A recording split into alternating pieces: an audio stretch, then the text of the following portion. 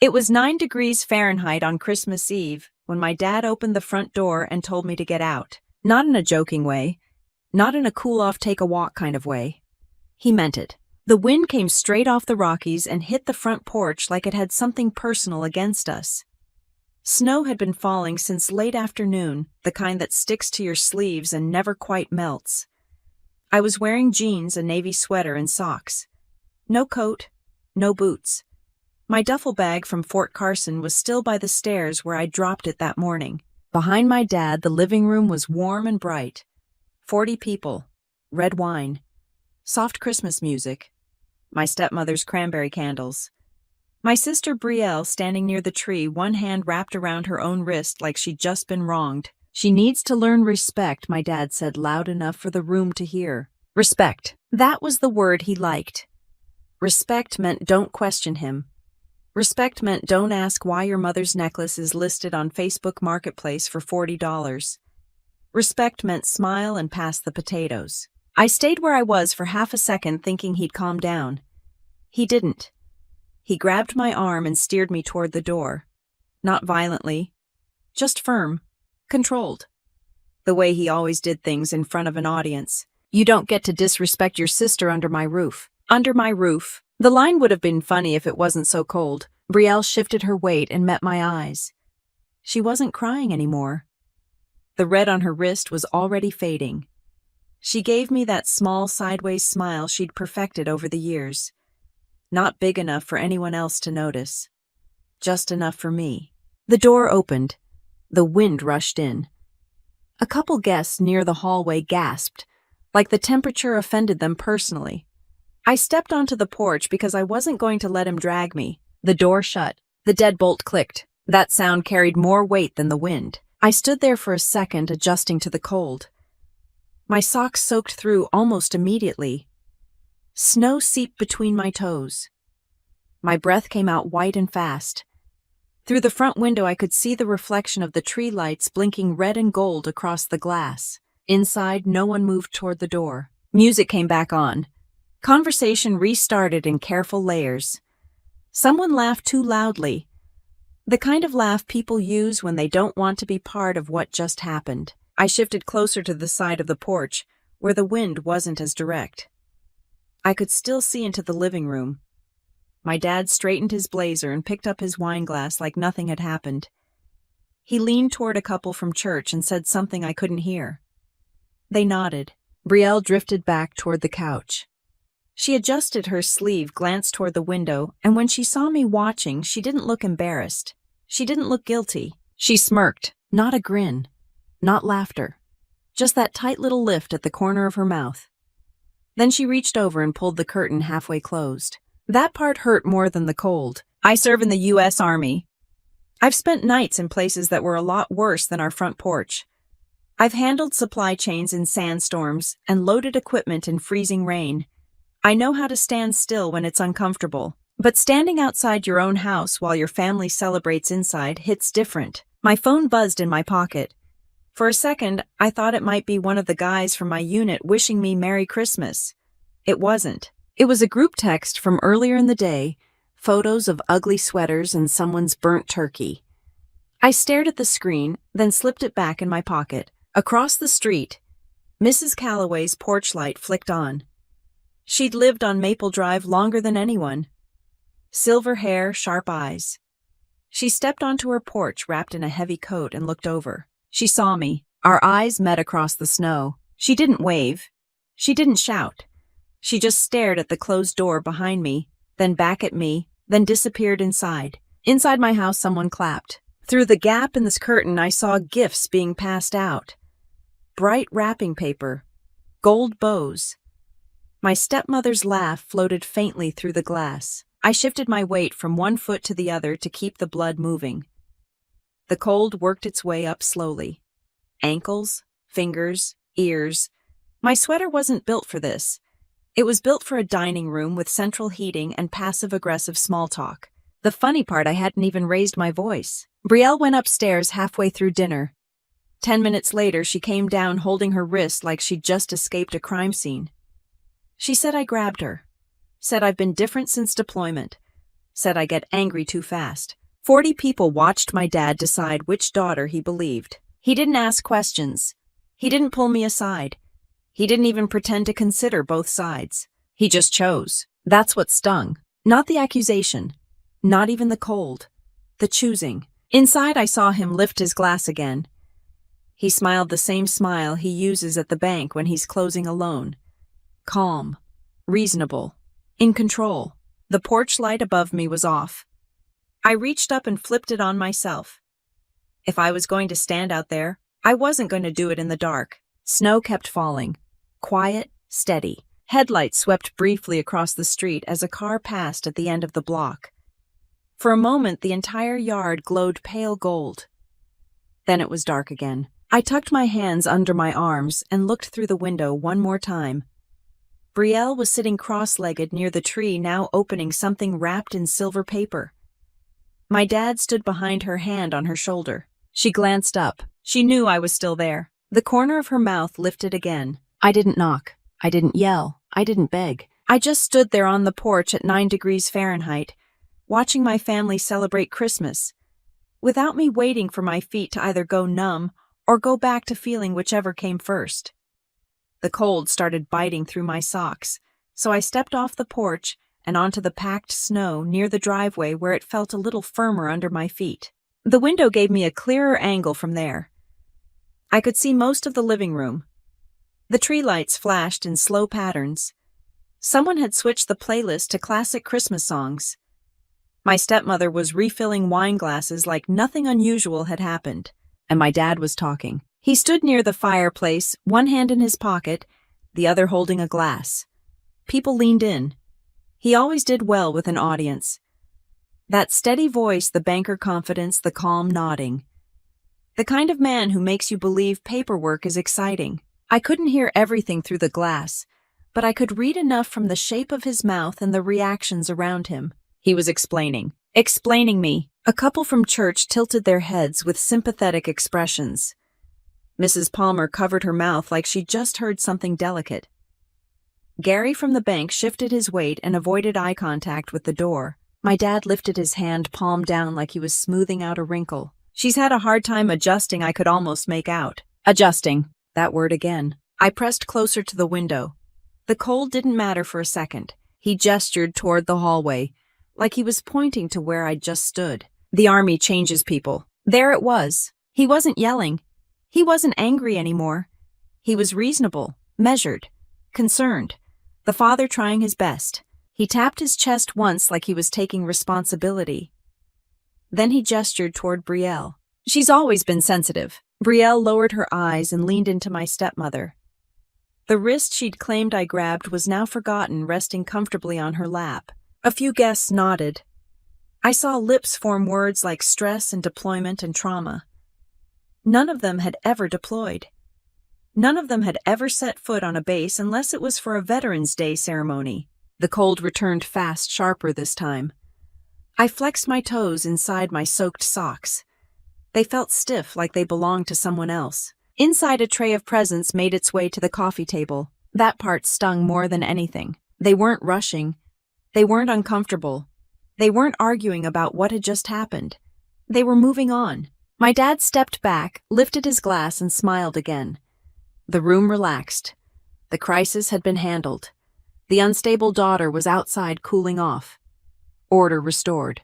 Through the window, I caught Gary glancing toward the door. He didn't look convinced, just uncertain. The kind of uncertainty that sticks with someone longer than a rumor. Brielle reached for a box wrapped in silver paper. She held it up and laughed at something my stepmother said. Her laugh was light, easy, like she hadn't just accused someone of grabbing her. I thought about walking around the house and knocking on the side door. Thought about forcing the conversation back into the open. I didn't.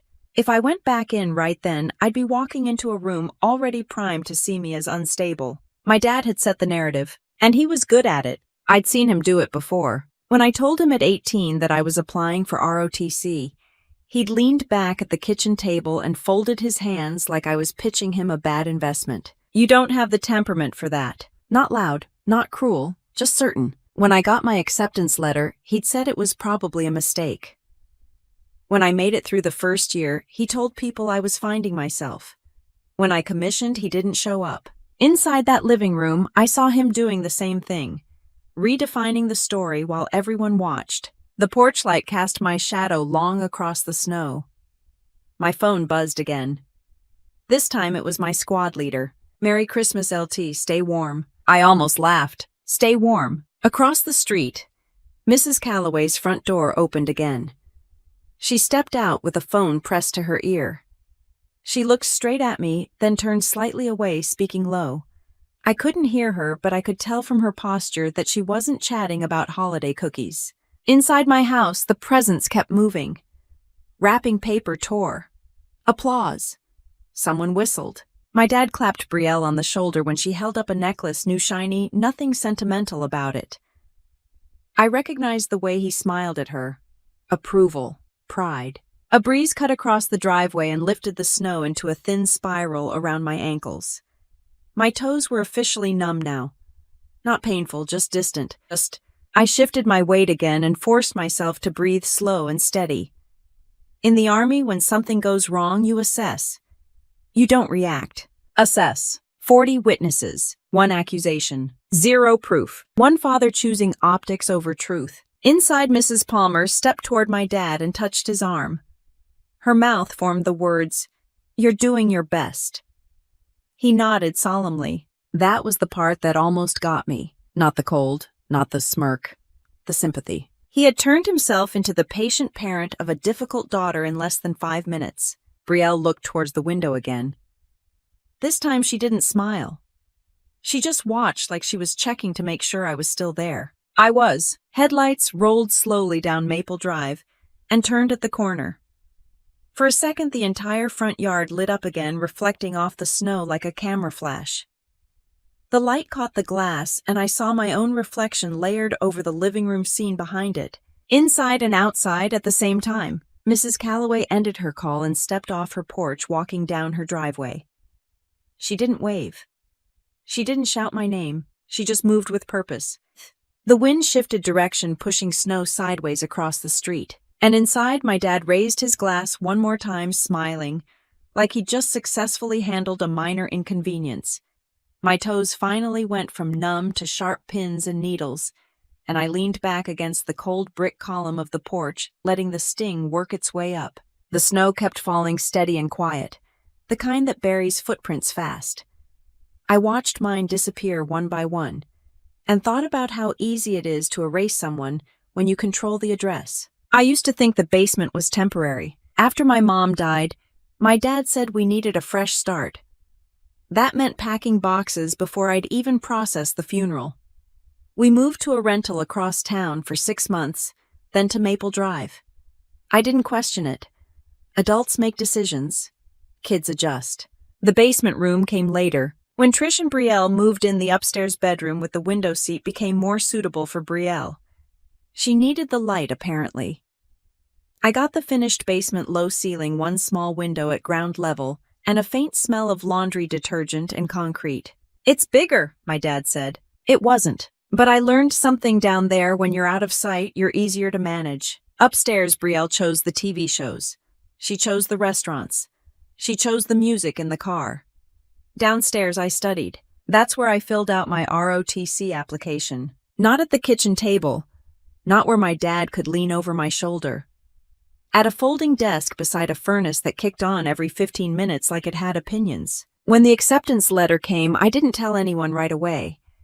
I kept it in a shoebox under my bed for 3 days, reading it over and over to make sure it was real. "You're not officer material," my dad said when I finally told him. Not angry, not shouting, just calm. "You don't have the temperament." Temperament meant I didn't back down fast enough.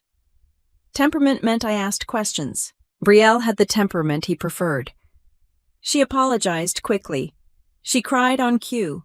She agreed with whatever was said last. I took 2 part-time jobs my first year of college, one at a diner, one at the campus bookstore. I paid for my own textbooks because the college fund I'd heard about since middle school turned out to be more of a concept than an account. When I asked about it, my dad looked genuinely confused. There was never a fund. I didn't push. I was 18. I needed his signature for housing paperwork. You learn which battles cost too much. The basement wasn't just a room.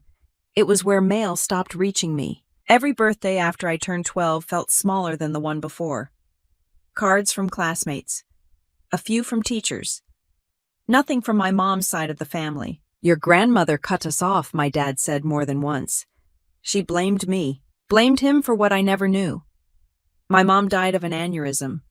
There wasn't anything to blame. I believed him. That's the part I hate admitting. I believed that she didn't care enough to stay in touch.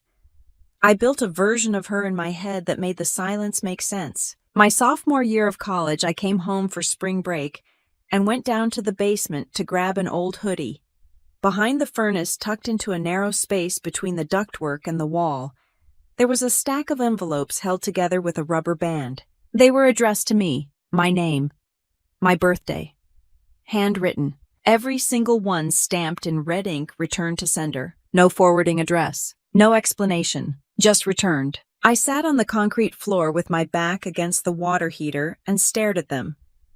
There were at least a dozen in that bundle. Some thin. Some thicker, like they'd once held something more than paper.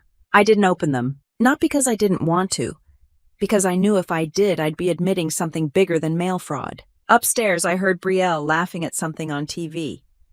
My dad's voice drifted down the stairwell, steady and relaxed. I took one envelope from the bottom of the stack and slid it into my backpack. I left the rest where they were. That night at dinner, I asked casually, "Did Grandma ever try to contact us?" The fork paused halfway to my dad's mouth. She made her choice. What choice? To walk away. The conversation ended there. It always did. When I got back to campus, I opened the envelope in my dorm room. Inside was a birthday card. Nothing dramatic, just a note written in careful handwriting. "I don't know if this will reach you, but I'm proud of you every day." There was no bitterness in it, no anger, just steady affection. I checked the postmark. It was from Virginia. That was the first crack in the story I'd been told. The second crack came junior year when I saw something familiar online. A pearl necklace. My mom's. Listed for $40. Local pickup only. The seller's username matched an old email Trish used for coupon accounts. When I brought it up at home a few days ago, my dad didn't look surprised. "It's just jewelry." It wasn't just jewelry. It was proof that things in that house moved around without anyone asking me. The basement had trained me well.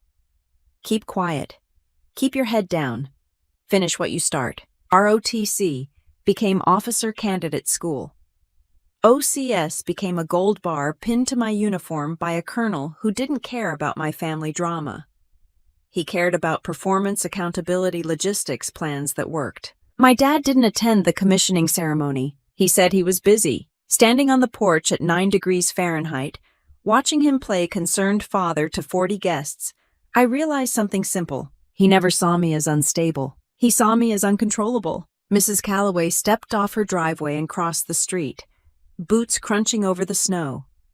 She stopped a few feet away from me and looked up at the house. Her gaze lingered on the closed door, then the half-drawn curtain. "You okay?" she asked. The wind pushed her scarf sideways. "I've been colder," I said. She studied me for a long second, then glanced back toward her house. The porch light was still on. Her front door was slightly ajar, like she hadn't planned on staying out long. "I made a call," she said quietly. Inside, my dad's voice rose again in a toast. Glasses clinked. Mrs. Calloway didn't explain who she called. She just stood there with me in the snow, watching the house like she was measuring it. And for the first time all night, something inside that warm living room shifted. Mrs. Calloway's boots crunched beside mine as we stood facing the house, and the cold finally pushed me to move again. I stepped farther down the driveway, away from the porch light, flexing my fingers to keep them working. My phone vibrated once more in my pocket. I didn't check it. The snow had soaked through enough that I could feel the chill creeping higher, and staying still wasn't helping. Inside, my dad was mid-toast. I could see him lift his glass, his posture straight, chin slightly raised. He loved speeches, Rotary Club, church fundraisers, bank anniversaries. He knew exactly how to sound sincere without giving anything away. That same voice had followed me for years. "You're not officer material." He'd said it at the kitchen table, not angrily, just as a fact. Like he was reviewing a loan application. Leadership isn't about barking orders. I never barked orders. I barely raised my voice at home. But I didn't fold either. That was the problem. I remember sitting in that basement room with my laptop open, ROTC application half filled out. The furnace kicked on and off like it was voting against me. I hesitated before hitting submit, not because I doubted myself, but because I knew what it would mean. It would mean independence. And independence had a price in that house. When the acceptance email came, I read it twice, then a third time, making sure I wasn't misunderstanding anything. Tuition assistance, training schedule, orientation date. It felt like someone had opened a side door I hadn't known existed. I told my dad that night. He leaned back in his chair and studied me like I'd just announced I was moving to Mars. "You'll wash out," he said. Not loud, just confident. Brielle was on her phone at the table, barely looking up. Trish asked if there were scholarships involved, the way you'd ask about a coupon. "I'll make it work," I told him. That line became my theme for the next 4 years. I made it work when I woke up at 5 a.m. for PT, then went straight to classes, then worked a double shift at the diner. I made it work when my boots rubbed my heels raw during field training. I made it work when I nearly failed land navigation the first time because I second-guessed myself too long. There was a moment sophomore year when I considered quitting. Not because the training was too hard, because the voice in my head sounded too much like his. "You're not built for this." I almost believed it. Then a captain pulled me aside after a logistics exercise and said, "You think too much before you act. That's not weakness. That's planning. Learn when to trust it." That was the first time an authority figure looked at me and saw potential instead of inconvenience. At my commissioning ceremony, I stood on a stage in a pressed uniform while families cheered around me. I scanned the crowd once. My dad wasn't there. Trish wasn't there. Brielle had posted a photo that morning from brunch with friends. Mrs. Calloway had driven 3 hours to attend. She clapped louder than anyone. I didn't tell my dad that part. Standing barefoot in the snow years later, watching him explain my behavioral issues to neighbors, I felt the distance between those two worlds clearly. Inside that house, I was unstable. In uniform, I was reliable. There's a difference between discipline and obedience. The Army taught me that fast. You follow lawful orders. You question what doesn't make sense. You take responsibility when things go wrong. At home, questioning anything was labeled disrespect. A gust of wind hit my face sharp enough to pull me back to the driveway. My ears were burning now. Mrs. Calloway shifted closer, blocking some of the wind without making a show of it. "Your dad always did like a clean story," she muttered. I glanced at her. "He tells it smooth," she added. Inside, laughter rose again. Wrapping paper flew into a trash bag. Someone near the fireplace snapped a photo. My dad stepped aside to let Brielle sit in his chair, like she was royalty being presented to the court. He rested a hand on her shoulder again. That gesture had been consistent my whole life. Physical proof of who he chose. When I deployed for 9 months last year, he told people I needed the structure, that it would straighten me out. He said it like I'd joined the Army as a punishment, not a career. What he never understood is that the Army didn't change me. It clarified me. In the field, nobody cared whose daughter I was. They cared whether supplies arrived on time, whether fuel was accounted for, whether equipment showed up where it was supposed to. Performance, accountability, facts. No smirks, no narratives. Through the window, I saw him lean toward Gary from the bank, speaking low. Gary nodded but didn't smile. His eyes flicked toward the door, once then away. The room wasn't as relaxed as it had been 20 minutes ago. There was a tension now. Subtle but there. Mrs. Calloway took out her phone and checked the screen briefly, then slipped it back into her coat pocket. "Cold's getting worse," she said. "Yeah." My voice came out steady, not angry, not pleading, just steady. A pair of headlights appeared at the far end of Maple Drive, turning slowly into the neighborhood. They weren't the quick pass-through kind.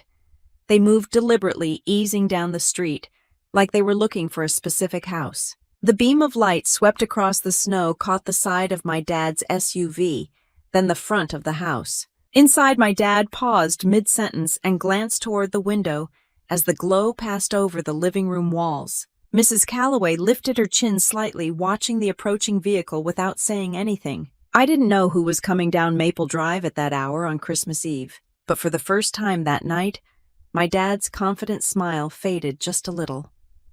The headlights rolled closer, slow and steady, and I watched the reflection glide across the front windows before turning slightly as the vehicle eased past the house. For a second, the living room brightened like someone had flipped on an extra spotlight. My dad's face shifted toward the street, then back to his guests. He forced a small laugh and resumed talking. I stepped farther down the driveway to keep the house in view, the snow crunching under my soaked socks. Mrs. Calloway stayed beside me, quiet but alert. The necklace had been the first real crack. 3 nights before Christmas, I was in the basement guest room, my old basement room, technically scrolling through Facebook Marketplace out of boredom. Fort Carson had taught me to kill time efficiently. Clean gear, check inventory, scroll listings for used furniture I didn't need. Then I saw it, a pearl necklace with a small gold clasp shaped like a leaf. My mom wore it in every formal photo we had. Weddings, church events, my high school graduation. It wasn't flashy. It wasn't expensive looking, but it was hers. The listing read, "Vintage pearl necklace, $40. Local pickup, $40. The seller's profile showed a name I recognized, Trisha's old Gmail handle, the one she used for grocery rewards and coupon signups. The pickup location was within 2 miles of Maple Drive. I stared at the screen long enough that my phone dimmed. That necklace hadn't been in any donation box. It hadn't been offered to me. It hadn't even been mentioned. It had simply disappeared. I took screenshots, checked the seller history. A few other items popped up, old serving platters, a lamp from the living room, a decorative mirror I remembered from before Trish moved in. Things were leaving the house quietly. That night at dinner, I kept my tone even. I saw Mom's necklace online. My dad didn't look surprised. What necklace? The pearl one. The one she wore to... It's just jewelry, he cut in. Trish reached for her water glass without meeting my eyes. It was in storage, my dad added.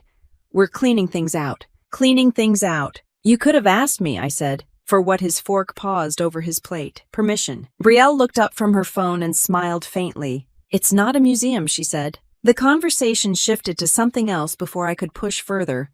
That was his tactic. Minimize. Redirect. Normalize. Later that night, I checked the listing again. It was marked pending. I messaged the seller from a secondary account. Is this still available? No response. The next morning, it was gone. That wasn't about money. $40 doesn't change anyone's life. It was about control. About deciding what memories mattered and who got to keep them. In the Army, inventory goes through paperwork. You sign for gear. You account for every item. If something goes missing, there's a record. At Maple Drive, things vanished and explanations filled the gaps. The necklace wasn't the first item to disappear. It was just the first one I caught. Standing in the driveway now, the cold crawling up my calves, I looked back at the house differently. Not as a home, as an asset. Inside, the Christmas music shifted to something slower. My dad moved toward the hallway, likely checking the front door without opening it. He was careful like that. He wouldn't unlock it while guests were watching. Mrs. Calloway cleared her throat. I remember that necklace, she said quietly. Your mother wore it when she brought you home from the hospital. I swallowed. Yeah, she loved that thing. I nodded once, not trusting my voice. Upstairs in that house, somewhere in a jewelry box, or maybe already in someone else's possession, was a piece of my mom's life sold for less than a tank of gas. When I confronted my dad about it, he didn't get defensive. He got bored. You're making this bigger than it is. That line had followed me for years. When I found the returned envelopes behind the furnace, I was making it bigger than it was. When I asked about the college fund that supposedly never existed, I was making it bigger than it was. When I chose the Army over staying local, I was making it bigger than it was. If something threatened his version of the story, it shrank instantly. Inside, Brielle stood up from the couch and crossed toward the kitchen, passing the hallway mirror.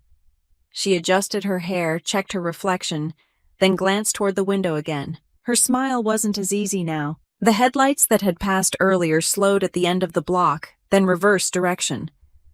This time they didn't glide past. They approached with intention. The beam of light washed across the front yard again, brighter, wider. The vehicle wasn't a standard sedan. Longer, dark, clean lines. It turned toward the curb directly in front of the house. My dad noticed. Even through the glass, I saw the shift in his posture. The calm banker confidence tightened just slightly. Guests near the window stepped aside to look out.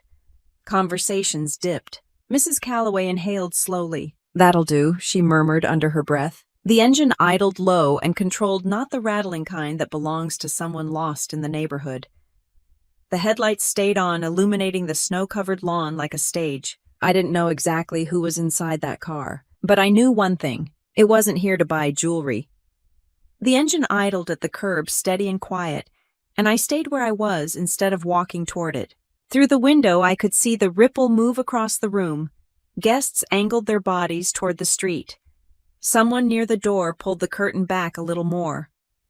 My dad shifted position, trying to look like he wasn't concerned. Before that car ever turned onto Maple Drive, Brielle had already done what she needed to do. The lie didn't start outside in the snow. It started at the dining table 20 minutes earlier, while everyone was still chewing ham and pretending to enjoy small talk. She'd gone upstairs to change. That was normal for her. Outfit number 2 for dessert. She liked entrances. 10 minutes later, she came down holding her wrist like it had betrayed her. She grabbed me. Not screamed, not dramatic, just controlled enough to be believable. Forks stopped mid-air. Conversations stalled. My dad stood up immediately. "What happened?" "She got mad," Brielle said, voice shaky, but not hysterical. "I told her to calm down and she just lost it." I'd been in the kitchen slicing pie when she said it. I walked in with the knife still in my hand, which in hindsight probably didn't help the optics. 40 people turned toward me at once. I set the knife down on the counter. I didn't touch her. Brielle held up her wrist. There was a faint red line across the skin. It could have come from anything. A tight bracelet. Her own fingernails. "She's been different since deployment," she added softly. I didn't want to say anything. There it was. The subtle upgrade to the accusation. Not just physical, emotional, unstable. My dad's jaw tightened. "Is that true?" "No," I said. I kept my voice level, not defensive, not loud. I didn't grab her. The room was quiet in that specific way only small-town living rooms get quiet. Not fear, just curiosity. My stepmother reached for Brielle's shoulder. "She's under a lot of stress," she said, eyes never leaving me. Stress. Another word that sounds compassionate while doing damage. I looked at Brielle. She wouldn't meet my eyes. My dad stepped closer. "Apologize." "For what?" "For causing a scene." I scanned the room. No one had seen me grab anyone. No one had seen me raise my voice. "I didn't cause a scene," I said. That was when he made his decision. "You don't disrespect your sister under my roof." Under my roof. That phrase again. He didn't ask Brielle for more details. Didn't check for bruising. Didn't consider that maybe the daughter who had served 9 months overseas might not suddenly snap during pie. He chose the cleaner narrative. Inside that house, Brielle was fragile. I was volatile. It was easier that way. Back in the driveway, I watched him replay it for the guests. He stood near the fireplace now, gesturing calmly like he was explaining market fluctuations. "She's had trouble adjusting," I could almost read from his lips. "She's not the same." A few heads nodded. Gary from the bank kept his arms crossed, eyes down. The lie worked because it didn't have to be extreme. It just had to fit the story he'd already been telling about me for years. The difficult one. The independent one. The one who doesn't listen. The army made it convenient. Discipline mistaken for distance. Confidence mistaken for anger. Mrs. Calloway shifted her weight beside me. "I saw her come down the stairs," she said quietly. "What do you mean?" She looked at that wrist before she looked at anyone else. I let that sit. Inside, Brielle had moved to the couch again. Someone handed her a blanket like she'd survived something traumatic. She accepted it with a small nod, eyes lowered. If I hadn't known her my entire life, I might have believed her too. She'd been practicing this for years. When we were teenagers, she once blamed me for breaking a lamp in the hallway. I was at work when it happened. My dad still made me pay for it because I should have been more careful. The pattern wasn't new. What was new was the audience. 40 people, church members, bank clients, neighbors. A public setting meant my dad couldn't risk ambiguity. He had to act decisively. So he did. The car at the curb cut its engine. The headlights stayed on. The front passenger door opened first. A man stepped out wearing a dark overcoat, closed the door quietly, then walked around to the back. Inside the house, someone noticed. I saw a guest near the window point discreetly. My dad followed the gesture. He moved toward the front door, hand already adjusting his blazer. The rear door of the car opened. A woman stepped out slowly, steady on her feet despite the snow. Even from the driveway, I recognized the posture. Straight spine, controlled movement, no hesitation. Mrs. Calloway exhaled softly beside me. The man in the overcoat closed the car door and moved a step behind her, not leading, just present. Inside, my dad opened the front door halfway, stepping out just enough to see who had arrived. Warm air spilled onto the porch for a second before the cold swallowed it again. He froze, not dramatically, just a fraction of a second too long. The woman at the curb adjusted her coat, looked at the house, then looked at me, standing barefoot in the snow. Her eyes didn't widen. She didn't gasp. She assessed. Then she started walking toward the house. Mrs. Calloway didn't move. Neither did I. And inside that living room, the narrative my dad had built over the last 30 minutes began to wobble. The woman from the car crossed the street without hurrying, her boots steady on the snow, and I felt my pulse slow down instead of speed up. Up close, there was no mistaking her. Eleanor Whitaker didn't look like someone who needed to raise her voice to be heard. She wore a long dark coat, gloves, silver hair pulled back clean and simple. No drama, no panic. She stopped a few feet from me and looked me over, starting at my bare ankles and working up. "You're freezing," she said evenly. Her voice was low, controlled. Not shocked, not emotional. "I've been colder," I answered. She held my gaze for a second longer than most people do. Assessing. The same way she'd assessed the house. Behind us, my dad stepped fully onto the porch. "Mother," he said, tight smile already forming. "This isn't a good time." Mother. He hadn't called her that in front of me since I was 12. Inside the living room, faces were now pressed closer to the window. Brielle had stood up from the couch. Trish hovered behind her eyes, darting between the porch and the guests. Eleanor didn't look at my dad right away. She reached out and touched my arm just above the elbow, as if confirming I was solid and not some story she'd been told. "You locked her out," she said, finally turning toward him. "She caused a scene," my dad replied. Calm, controlled. "She needs to cool off." At 9 degrees. The man in the overcoat, her attorney I assumed, stayed a step behind her, silent. Eleanor's gaze flicked toward the half-open front door where warm air spilled into the cold night. "Cool off," she repeated. "She's been having issues since deployment," my dad added, quickly aware of his audience. "We're handling it." Handling it? That word had done a lot of work in that house. Inside, someone shifted awkwardly. A cough, a murmur. Eleanor took one step toward the porch, opened the door. It wasn't loud. It wasn't dramatic. It was an instruction. My dad hesitated for half a second, then stepped back and opened it wider. Warm air rushed over us. My toes throbbed as sensation tried to return. Eleanor gestured for me to move first. I walked past my dad without brushing him, stepping back into the living room where 40 people pretended not to stare. Conversations died completely this time. Gary from the bank stood near the fireplace, arms still crossed. Mrs. Palmer clutched her purse like she might need to leave quickly. Brielle stood by the couch, blanket still around her shoulders. Her eyes went straight to Eleanor, then to the attorney, then back to me. The smirk was gone. "What is this?" Trish asked, voice thin. Eleanor removed her gloves slowly and handed them to the man beside her. "My name," she said, clearly projecting just enough for the room to hear, "is Eleanor Whitaker." A few guests straightened. She didn't introduce herself as anything else. No titles, no explanations. I received a call that my granddaughter was standing barefoot in the snow. Silence. My dad stepped forward. "This is a family matter." "It is," she agreed. "Which is why I'm here." Her eyes moved around the room, taking in every guest, every half-empty wine glass, every piece of wrapping paper on the floor. "I'm sure you were all just told a story." No one spoke. Brielle shifted her weight. "She grabbed me," she said, voice small again. Eleanor looked at her. "Did she?" The question wasn't confrontational. It was clinical. Brielle opened her mouth, then closed it. My dad cleared his throat. "She's under stress." Eleanor's head tilted slightly. "And that justifies locking her outside." She refused to apologize. For what? For disrespect. Eleanor turned toward him fully now. Define disrespect. The question hung there. He didn't answer. Inside the tree lights blinked red and gold. A Christmas song looped quietly in the background, almost inappropriate now. Eleanor walked to the dining table, where half-eaten dessert plates still sat. 40 witnesses, she said calmly.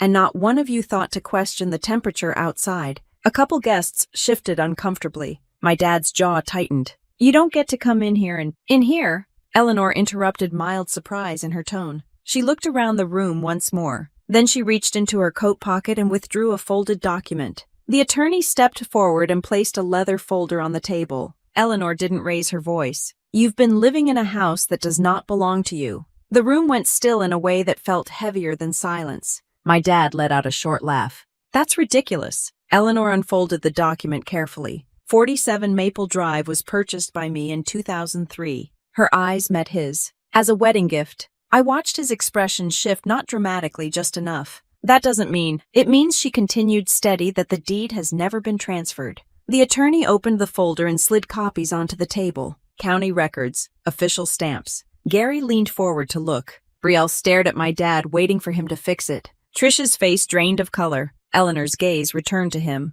You locked my granddaughter out of a house you do not own. The weight of that sentence pressed into the room. My dad looked around, searching for an ally in a sea of guests who had just witnessed his authority crack. And for the first time that night, he didn't look like the man in control. My dad blinked twice, like he'd just misheard something basic, then straightened his shoulders and stepped closer to the table. This is my residence, he said, voice controlled again. I've paid the mortgage here for years. Eleanor didn't flinch. There is no mortgage in your name, she replied. There never has been. The attorney slid another document forward, tapping the top corner lightly. Property records are public, he said evenly. County Assessor's Office. Gary moved around this table to get a better look. A couple near the couch leaned forward, trying not to look obvious. Trish stepped toward my dad. Thomas, she whispered, low but not low enough. He didn't look at her. You're twisting this, he said to Eleanor. You gave us the house. I allowed you to live here, she corrected. The distinction landed hard. Inside, the tree lights kept blinking like the room hadn't just shifted on its axis. Eleanor turned slightly so everyone could hear her clearly. I purchased this property in 2003 as a gift for my daughter. The deed remained in my name. After her death, I did not transfer ownership. She said it like she was explaining a basic banking principle. My dad's jaw tightened. That's semantics. No, she said. That's law. The word sat there between them. Law, not opinion. Not family disagreement. Law. Brielle's eyes flicked from the papers to my dad's face. The confidence she'd worn earlier was gone. She looked like someone who'd just realized the stage lights weren't flattering anymore. Trish folded her arms tightly. You can't just show up and claim. I'm not claiming, Eleanor said calmly. I'm confirming. The attorney opened a second folder and placed a stack of envelopes on the table secured with a rubber band. These were returned to sender, he said. 12 Christmas cards, 12 birthday cards, multiple letters. My dad's face lost a shade. Eleanor didn't look at him when she spoke next. I wrote to her every year. The room turned toward me. I hired investigators twice before I found the correct address. She continued. The third time, 3 days ago, I confirmed she was still here. Mrs. Palmer's hand flew to her mouth. Gary picked up one of the envelopes and read the red stamp aloud without meaning to. Return to sender. My dad tried to wave it off. You don't know the full story. Then tell it, Eleanor said. He opened his mouth, closed it. Trish looked between them. Thomas, she said again, sharper now. He avoided her eyes. Inside that living room, the narrative he'd spent years building began to collapse under paperwork. Eleanor turned towards me briefly. You received none of these. It wasn't a question. No, I said. My voice sounded steady. Not angry, not dramatic, just factual. She nodded once as if checking a box on a list. Then she looked back at my dad. You told her I walked away. He didn't deny it. That was for her own good. For whose comfort, she asked. Silence. The attorney cleared his throat gently. Mrs. Whitaker is prepared to issue formal notice. The word formal changed the air again. This doesn't have to be handled in front of guests, my dad said quickly. It already has been, Eleanor replied. A few guests shifted uncomfortably toward the door. Someone near the hallway quietly gathered a coat. Notice of what Trish asked. Eleanor met her eyes. Notice to quit. The phrase was simple, almost bland, but it carried weight. You have 30 days to vacate the property. The room didn't gasp. It exhaled. My dad stepped back like he'd been pushed. You can't be serious. I am entirely serious. I've paid utilities. I've maintained this house. That does not transfer ownership, the attorney said.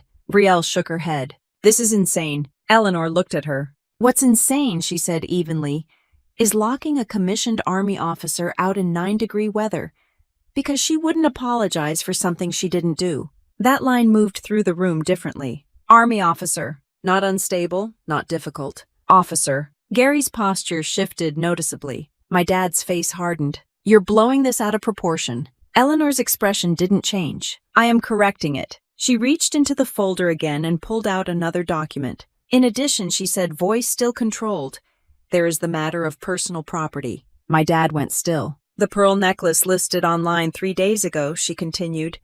Among other items. Trish's breath caught audibly. That was old jewelry, my dad said quickly. It was not yours to sell, Eleanor replied. The attorney set printed screenshots on the table. Facebook Marketplace listing, seller name, timestamp. 40 witnesses leaned closer. Brielle stared at the images like they might rearrange themselves. The room felt smaller now, warmer but heavier. My dad looked around again, searching for a friendly face. The only person who held his gaze for more than a second was Gary, and even he looked conflicted. Eleanor stepped slightly closer to him. You told her she was under your roof. He didn't answer. She paused just long enough for every person in that room to understand what was coming next. Then she spoke one word. Evict. It wasn't shouted. It wasn't dramatic. It was final. The attorney nodded once and began organizing the papers neatly back into the folder. My dad stood there in front of his Christmas tree, surrounded by guests who had watched him lock his daughter outside an hour earlier. No one applauded. No one defended him. The music had stopped at some point. I hadn't noticed when. Outside, snow continued to fall soft and steady, covering the driveway, the footprints, the edges of Maple Drive like it always did. Inside, my dad's authority didn't look nearly as permanent.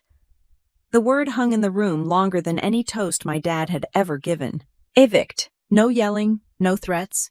Just a legal term delivered like a verdict already processed. My dad's mouth opened, but nothing came out for a second. You're not serious. He tried again, this time softer, like he was negotiating a loan extension instead of his own housing. Eleanor didn't raise her voice. I am. The attorney slid a single-page document across the dining table, stopping it just within my dad's reach. Notice to quit, he said calmly. 30 days. 30 days. Not tonight. Not dramatic. Not police cars and boxes on the lawn. 30 days, the kind of timeline that feels civil until you realize what it means. My dad picked up the paper and scanned it, jaw tight. This is retaliation, he said. For what? Eleanor asked. He didn't answer that either. Inside guests were no longer pretending to study the Christmas tree. They were watching openly now. A couple near the couch quietly grabbed their coats. Mrs. Palmer whispered something to her husband, eyes wide. Gary stepped forward. Thomas, he said carefully. Is this accurate? My dad shot him a look. Of course not. Gary glanced at the attorney, then back at the county seal on the documents. You've been living here without ownership, Gary asked, tone neutral but not supportive. It was understood, my dad replied. Understood by whom? Eleanor asked. Silence again. Brielle shifted uncomfortably. This is humiliating, she muttered. Eleanor's eyes moved to her. Humiliation, she said evenly, is watching your sister stand barefoot in the snow while you open gifts. Brielle didn't respond. My stepmother stepped closer to my dad. You told me this house was yours, she said, voice tight and lower than before. It is mine, he snapped quietly. Eleanor shook her head once. It is not. The attorney cleared his throat. Utility payments and maintenance do not constitute transfer of title. That was the most dramatic sentence anyone had spoken all night, and it was delivered like a weather report. My dad looked around the room again, searching for support. He didn't find it. Instead, he found 40 people recalculating what they thought they knew. He had introduced himself for years as a homeowner, as stable, as the provider. Now, in his own living room under his own Christmas lights, the paperwork said otherwise. I stood near the hallway, warmth finally returning to my feet in sharp waves. The sting made it hard to focus, but I didn't look away. For the first time in my life, someone was challenging him publicly and not emotionally, not dramatically, but legally. That's not the full story, he tried again. Then tell it, Eleanor said. He glanced toward me, and for a brief second something softer flickered there. Eleanor, he said, shifting tactics. This doesn't have to involve her. Her. Not my daughter, not Harper. Her. Eleanor's posture straightened slightly. It involves her entirely. He exhaled sharply. You've always blamed me. For what? She asked again. For Margaret. The name landed heavily in the room. My mom's name. Eleanor didn't react with anger. She reacted with precision. My daughter died of an aneurysm, she said. Not neglect. Not stress. Not an argument. He didn't contradict her. The room understood what that meant. Brielle took a step back toward the couch as if distance might make her less visible. Trish crossed her arms, eyes moving rapidly between the papers and my dad. 30 days, she repeated quietly. Yes, Eleanor confirmed. And if we don't? The attorney answered this time. Then we proceed with formal eviction through the court. The word formal again. Court. Paperwork. Not shouting matches. My dad's shoulders stiffened. You're doing this on Christmas Eve. Eleanor's gaze moved briefly to the tree, the wrapping paper, the half-empty wine glasses. You locked her outside on Christmas Eve. There was no sarcasm in her tone, just fact. Gary stepped back from the table, running a hand through his hair. I think we're going to head out, he said quietly to no one in particular. That seemed to give others permission. Coats were lifted, purses gathered. Quiet goodnights murmured without eye contact. No one made a scene.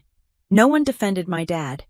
They just left. The room emptied faster than I expected. Within 5 minutes, what had been 40 guests shrank to family Eleanor, the attorney, and Mrs. Calloway standing quietly near the doorway. My dad looked smaller without an audience. Trish turned toward him fully now. You told me everything was settled, she said. It is settled, he snapped. It doesn't look settled. Brielle stared at the floor. Eleanor adjusted her gloves. The notice stands, she said. You will receive a certified copy tomorrow. My dad held the paper tightly enough that the edge bent. You're tearing this family apart. Eleanor looked at me once, then back at him. No, she said calmly. That happened long before tonight. The attorney closed his folder with a soft click. Mrs. Calloway stepped closer to me. You need shoes, she muttered. I nodded. My dad looked at me finally. Not angry, not loud. Just calculating. You're okay with this? He asked. I didn't rush my answer. I'm okay with the truth. The house felt different now. Not because of the temperature, because of the balance. The authority he'd relied on for decades had shifted with a single word and a stack of papers. Outside, the limousine engine restarted low and controlled, as if it had never doubted why it was there. The limousine's engine hummed outside while I slipped my feet into a pair of boots Mrs. Calloway handed me from her porch. They were a size too big, thick wool socks already stuffed inside. I sat on the edge of the couch, lacing them up while my dad stood near the dining table, still gripping the notice to quit, like it might rewrite itself if he stared at it long enough. Trish moved first. I need some air, she said, grabbing her purse. She didn't look at me when she walked past. She didn't look at my dad either. Brielle followed her halfway to the door, then hesitated. Dad, she said, uncertain for the first time that night. He didn't answer her. The attorney packed the documents neatly back into his folder. We'll file the formal notice with the county in the morning, he said. You'll receive certified mail. My dad gave a short, humorless laugh. Certified mail, he repeated. Eleanor adjusted her coat and walked toward me. Can you stand? She asked. I nodded and got up. The boots felt heavy but solid. She placed a hand on my shoulder. Not protective, not dramatic. Just steady. I have a room for you, she said. My dad's head snapped up. You're taking her tonight. She's not staying here. He looked at me. You're going to leave like this, as if the past 12 years were a minor disagreement that could be smoothed over with coffee in the morning. I met his eyes evenly. I didn't leave, I said. You locked me out. The words didn't shake. They didn't rise. They just existed. He swallowed once. This is still your home. No, I replied. It's not. That part wasn't angry, it was factual. Eleanor guided me toward the door. Mrs. Calloway squeezed my hand briefly before stepping aside. The front door opened, and this time I walked out on my own terms. The snow was still falling, softer now. The street looked calmer than it had an hour earlier, as if Maple Drive had decided to mind its business again. I didn't look back at the house. The limo door opened smoothly. Warm air wrapped around me as I slid inside. Eleanor sat beside me. The attorney took the front passenger seat.